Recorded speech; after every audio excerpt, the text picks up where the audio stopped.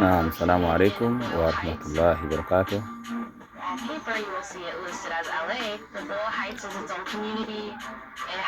Hapa ni Madina Research Clinic. Madina Research Clinic imekuletea dawa mpya kabisa ya tezi dume. Hii ni ya unga ambayo dawa nzuri sana ambayo tayari mshafanyia mjarabati.